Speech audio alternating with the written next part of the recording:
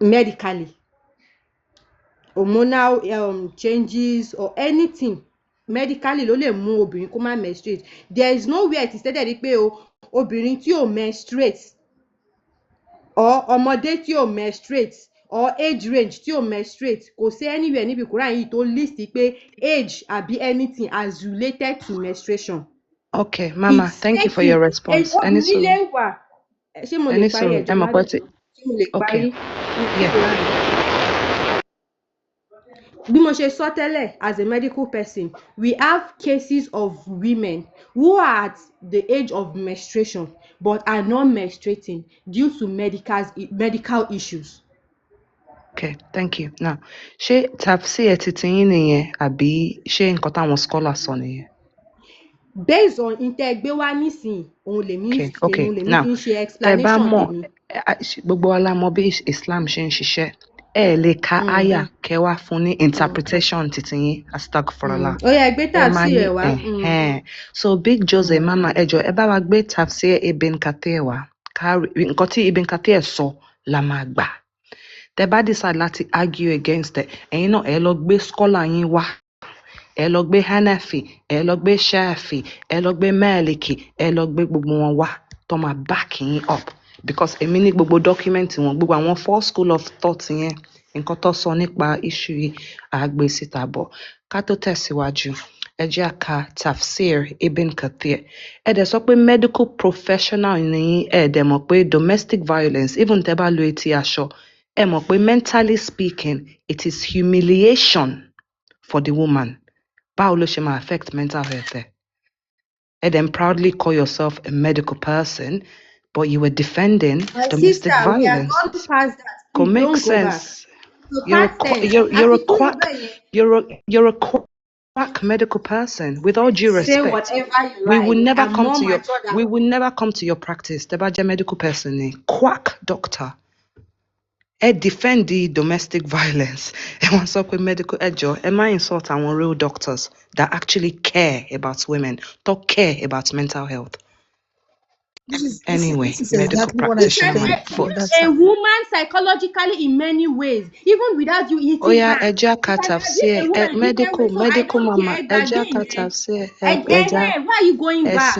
Ẹ̀sìn ló block your brain, ẹ̀sìn ló block logic and thinking. You have to suspend your critical thinking. You have to suspend your critical thinking so that Islam might make sense. Sherry, medical person, you're well educated and you subscribe to this nonsense. Anyway, Ibn Kathir, Ejasarika, Big Joseph. Ancestors. Only the idda of those in menopause and those who do not have menses. Wọ́n ní ìkọsílẹ̀ fún àwọn 3 months fún àwọn tí wọ́n ti kọjá nǹkan oṣù àtàwọn tí wọ́n tẹ̀ tí máa ṣe nǹkan oṣù rárá is 3 months. Allah the Exalted clarifies the waiting period of the woman in menopause. Allah, ẹ̀yin tí ó jẹ́ olùgbéga jùlọ, ó ṣàlàyé nípa ààyè time fún àwọn obìnrin tí wọ́n ti kọjá, àwọn obìnrin tí wọ́n ti wà menopause tí wọ́n ṣe nǹkan oṣù mọ́. And that is the one whose menstruation has stopped because of her older age. Ní àwọn obìnrin yìí ni àwọn obìnrin tí nǹkan oṣù wọn ti dá dúró nítorí ọjọ́ orí wọn, torí pé wọ́n ti dàgbà. Her idda is 3 months instead of the 3 monthly cycles for those who menstruate.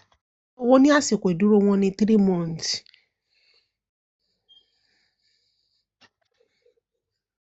Same for the young who have not reached the years of menstruation. Fún àwọn ọmọ kéékèèké tí wọn tí máa ṣe nǹkan oṣù, tí ọjọ́ orí wọn ò tí tó àsìkò láti máa ṣe nǹkan oṣù.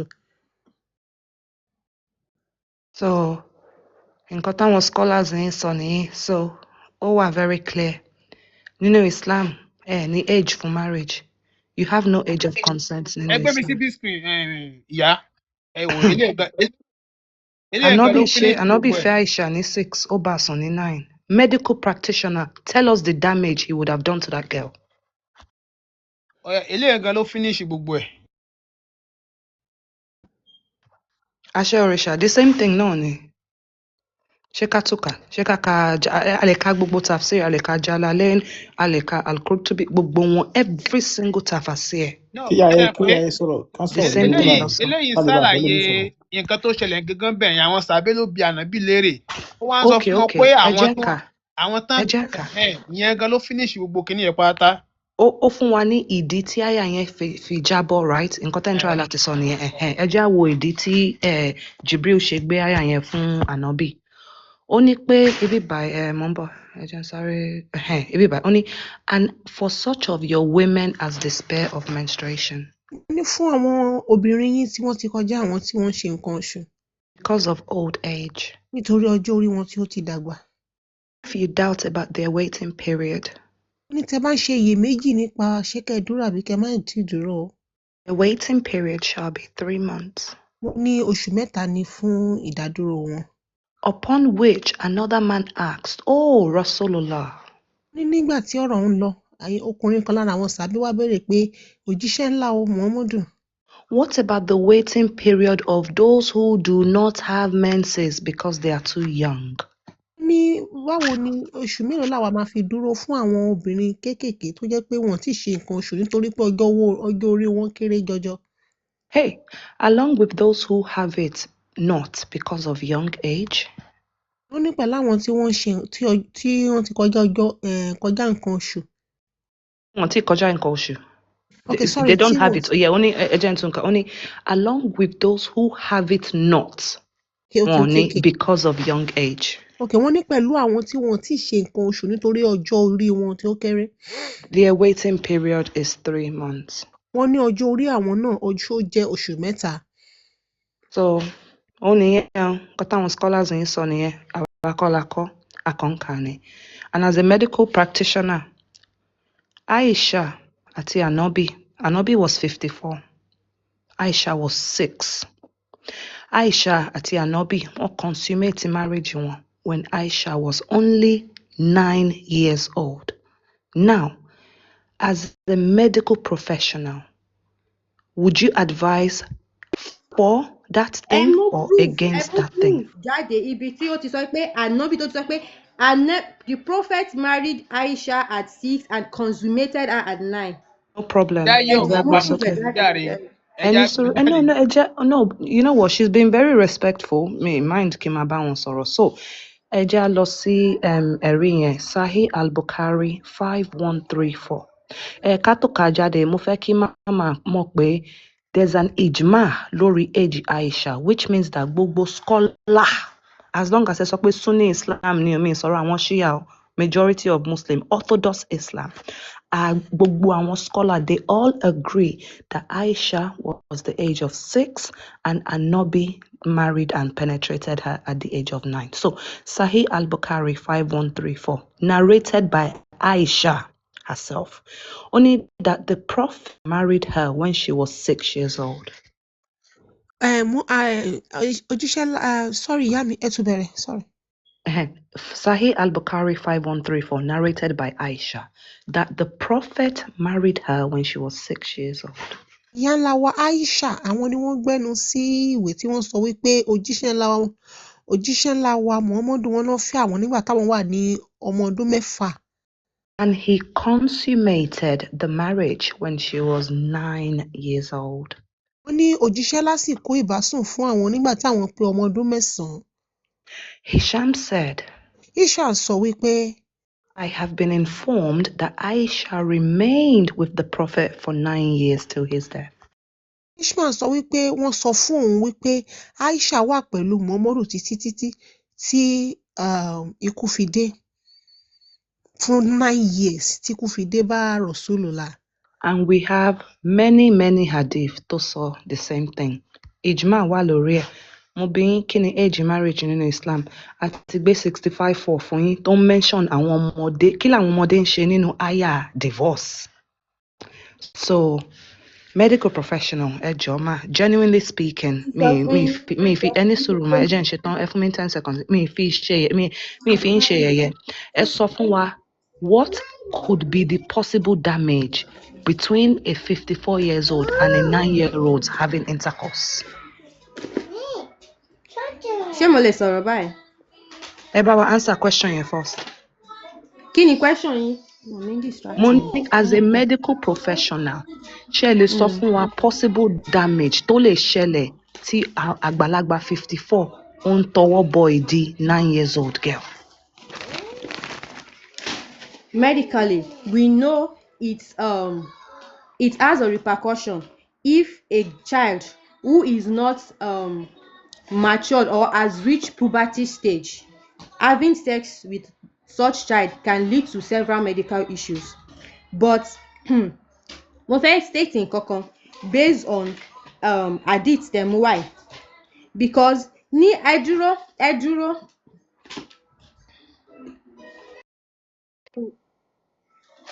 okay. Part of medical issues yẹn òun ni bí infection which can affect the women's cervix. Hello? À ń gbọ́ yín. Yeah, so I don't want me ìfẹ́ máa speak ní medical terminologies, but example tí mo lè give as a What about layman fistula? Ṣé fistula náà wà pẹ̀lú ẹ̀? Yes, it's part of it. Òun náà mo ṣe ní infection, mo ṣe fi general word infection to the cervix síbẹ̀, tẹ́ bá understand. So that is that. Then secondly, based on this hadith they give, ní ayé àtijọ́, ayédayọ̀ ẹ̀dúró.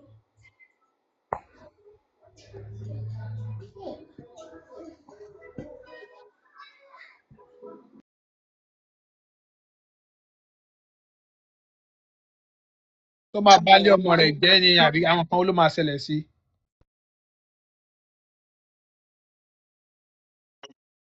bí a yóò máa tọ̀lé ni bí a yóò máa yàgbé ara tó bá ti ń rìn ni tó ẹja gbọ́. For fistula yẹn ó mean like bíi pé tí ojú ara part ojú ara méjì bá já papọ̀. Ṣé ẹ̀ ń gbọ́ mi? Allahu Akbar, ẹ tẹ̀síwájú. ìgbẹ́ òyìn lè dúró lára ó máa yàgbé sára nìyẹn. ok. Òun náà ó lè máa tójú ara yàgbẹ́. tó lè lead sí maybe yes, urine coming from abnormal place or ìgbẹ́ or iṣó or something coming from abnormal place.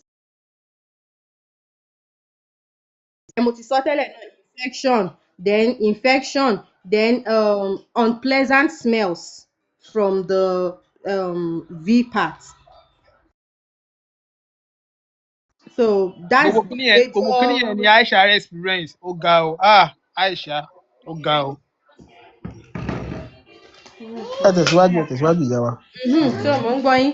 So that is for the medical part. So bí mo yẹn sọ pé ayédayé ọ̀làjú òun náà sọ pé éèjì ọmọ báyìí ọmọ gbọ́dọ̀ pé 18 ọmọ gbọ́dọ̀ pé ní ayé àtijọ́ bó ṣe ń fi ọmọ fọ́kọ is based on maturity or puberty ọmọ tọ́mọ bá ti pé puberty stage or tọ́mọ consent sí pé okay, I want to do this. Ṣẹlẹ̀ fún wa lẹ́rìí yẹn ẹ jọ̀ọ́. Because according Quran àti hadith, because according sí nǹkan tá a kà, menstruation is another indication of puberty. Tẹ́ bá dẹ̀ wọ àyà tá a kà, ó ní pé for those that have not menstruated. So ẹni sùúrù mà ìgbà tá a dẹ̀ ká tà sí yẹn, ó ní pé ìdí tí wọ́n ti menstruate is because they are young. So tẹ́ bá ń sọ pé Islam ó require puberty, ẹ mẹ́rin ẹ̀ wá, because I can guarantee you will never ever find it.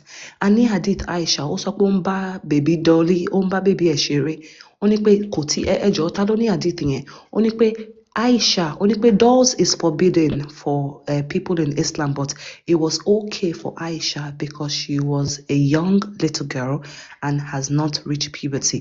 Sahih al-Bukhari 5081. Ṣé òun nìyẹn ẹjọ́? I think so.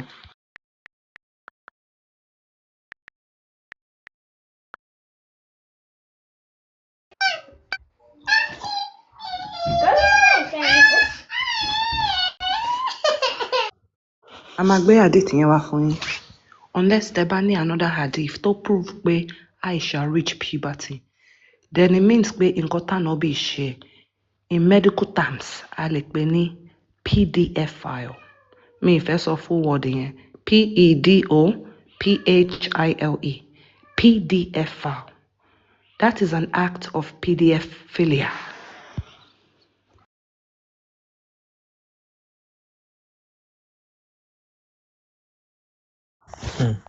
Àbájọ tí Muhammadu tí Aisha ò fi bímọ gbogbo ilé. Aisha kò lóyún àárọ̀ dalẹ́ rí. Àṣé ojú ara jápọ̀ mọ́dì ni. Ah, ojú Aisha rí tó o. Kọ́lọ̀ ń ṣàánú wa Islam kọ́lọ̀ ń gbà wá lọ́wọ́ ẹ̀ ni o. Ó ti dá nǹkan lẹ̀ o. So tí àṣé nínú Islam ìyẹn lè máa bọ́ ọmọdé sùn kójú ara méjèèjì. Muhammadu ó ṣe yìí tán.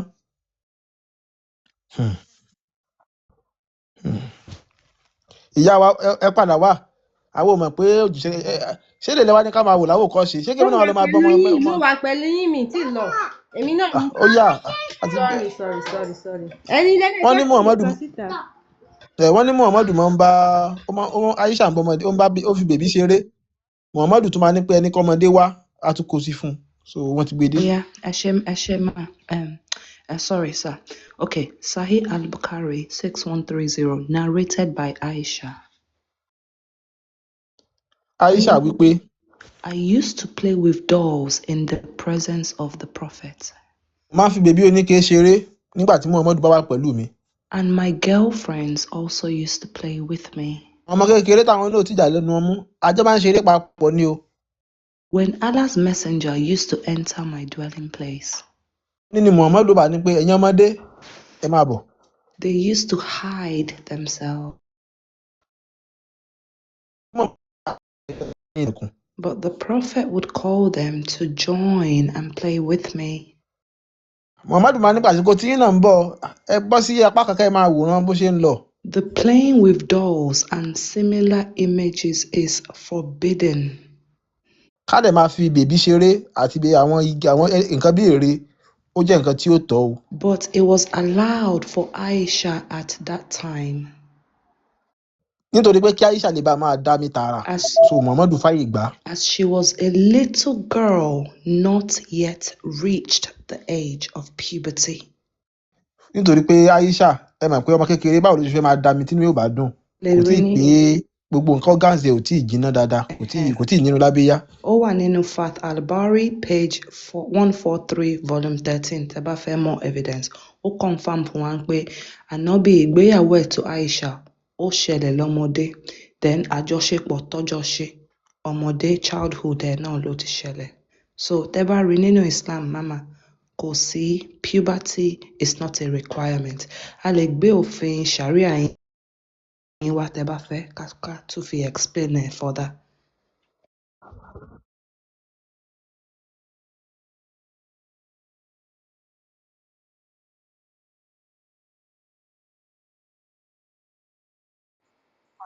Sahih Buhari tó stéètì pé Aisha Sahih Buhari.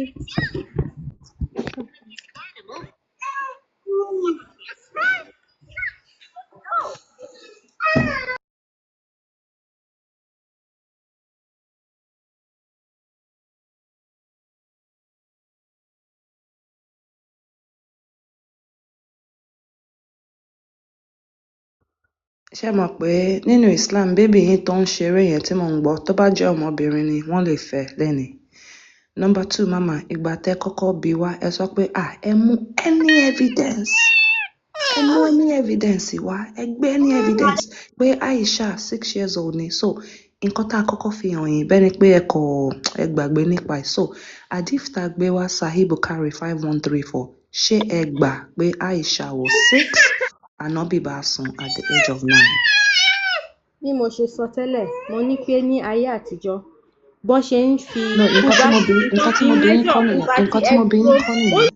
bí yín kọ́ nìyẹn mo ní ṣé ẹ gba hadith yẹn àbí ẹ gbà mi ì bí yín fún explanation because as a medical professional nǹkan tẹ́ ń try láti justify is PDF-philia and you are wrong again secondly for that. So mo bí yín question ni ṣé ẹ gba hadith yẹn as authentic or not.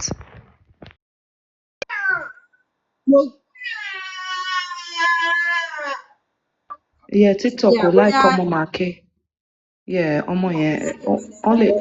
Yeah, ẹ lè attend sẹ́lẹ̀ mi máa padà ẹ ṣe. TikTok will like you baby crying. ẹ lè dúró kẹ́ mute.